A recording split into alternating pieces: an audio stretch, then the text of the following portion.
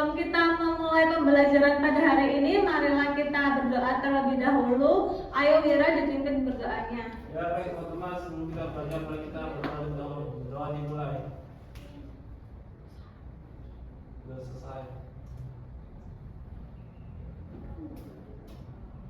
Baik, apakah di sini ada yang tidak masuk? Alhamdulillah.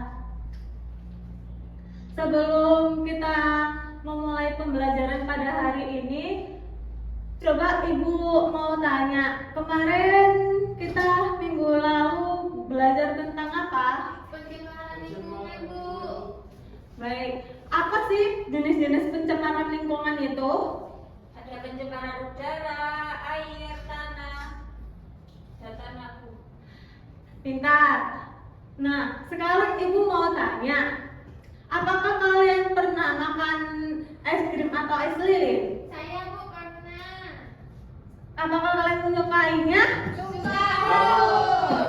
Nah, apakah kalian berpikir bahwa es lilin atau es krim itu kalau ditaruh di tempat meja itu bisa mencair? Cair, Bu.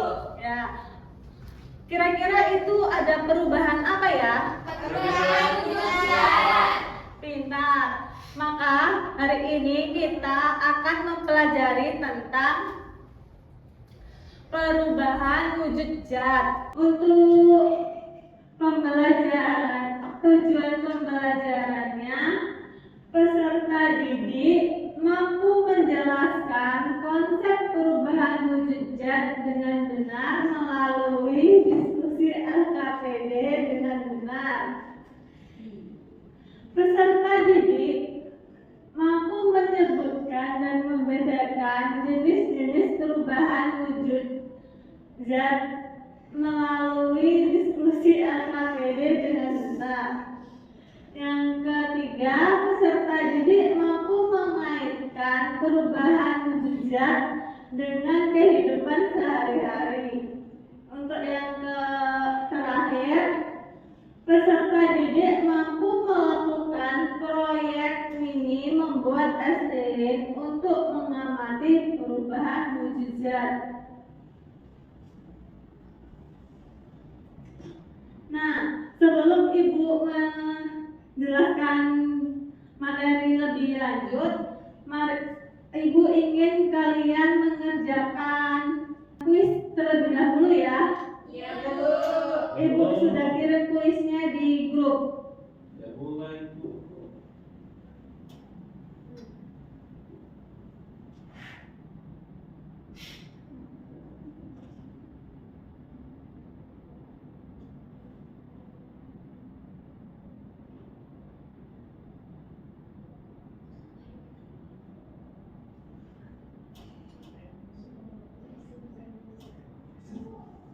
Apakah sudah selesai? Sudah, Bu. Nah, Ibu ada pertanyaan. Air yang dimasukkan ke dalam freezer, kenapa kok bisa beku?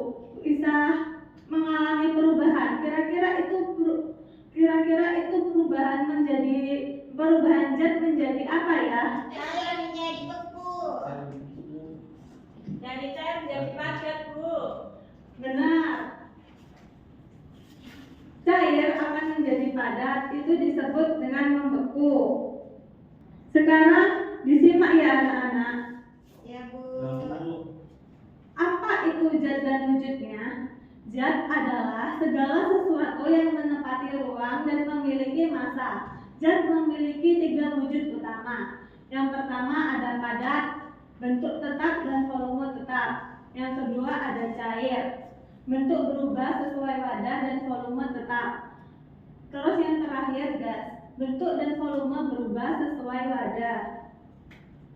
Nah, silakan kalian membentuk kelompok ya.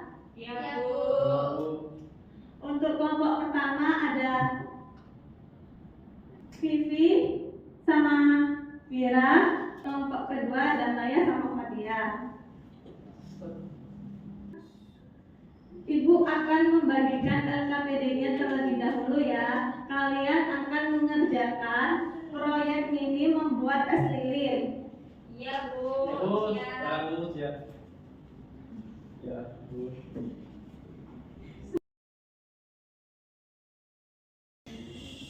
Ibu kasih waktu 30 menit cukup? Baikkan, Bu. Kalau ada yang tidak dimengerti silakan ditanyakan ya. Baik, Bu. Baik, Bu.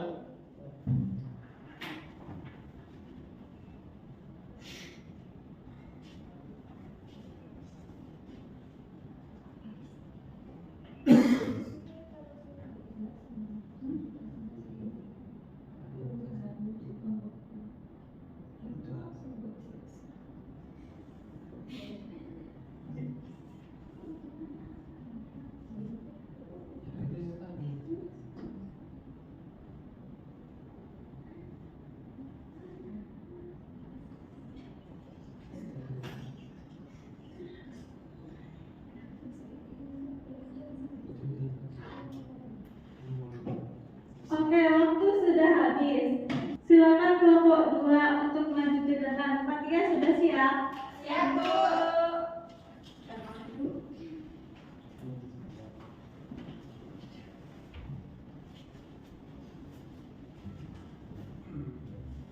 Assalamualaikum warahmatullahi wabarakatuh. Waalaikumsalam warahmatullahi wabarakatuh. Kami dari kelompok 2 izin mempresentasikan hasil diskusi kami.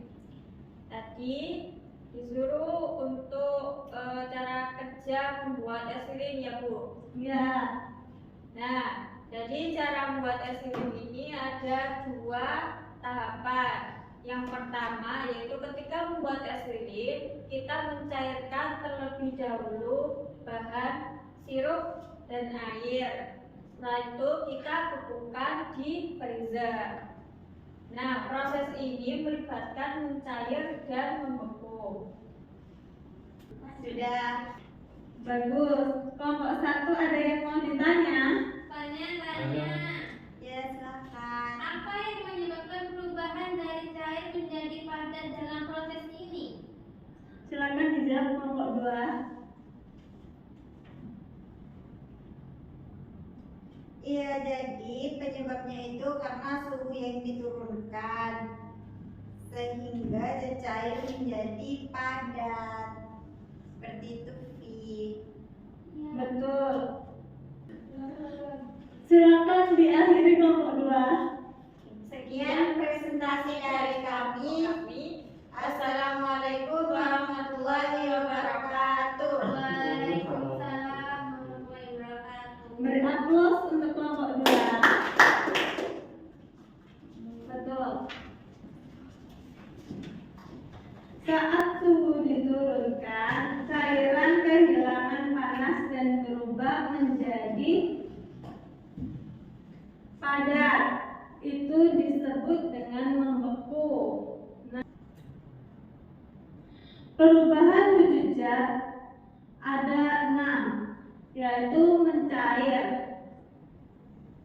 padat menjadi cair, contoh es menjadi air, membeku, cair menjadi padat, contohnya air menjadi es, mengembun, itu ada gas menjadi cair, contohnya embun pada gelas dingin, menguap, cair menjadi gas, contohnya air mendidih, dan ada menyublim, padat menjadi gas, contohnya kapur barus.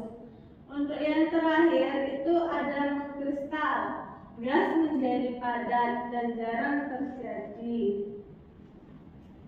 Nah, untuk perubahan fisika dan kimia, untuk perubahan fisika tidak menghasilkan zat baru, contohnya es mencair, air menguap. Untuk perubahan kimianya menghasilkan zat baru, contohnya kayu bakar menjadi abu.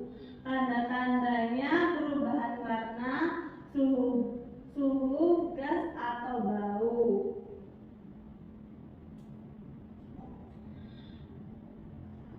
Mengapa penting memahami perubahan zat? Itu untuk membantu kita memahami proses di sekitar kita, berguna dalam kehidupan sehari-hari seperti memasak, menyimpan makanan, dan lain-lain.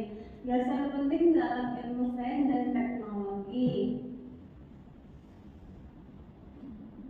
Nah, sekarang isi lembar refleksi yang sudah Ibu berikan ya. Ya, Bu. Lalu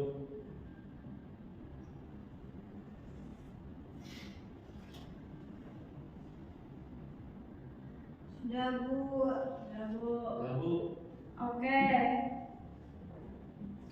Nah, sekarang Ibu ingin tanya, apakah apa yang kalian pahami tentang materi hari ini?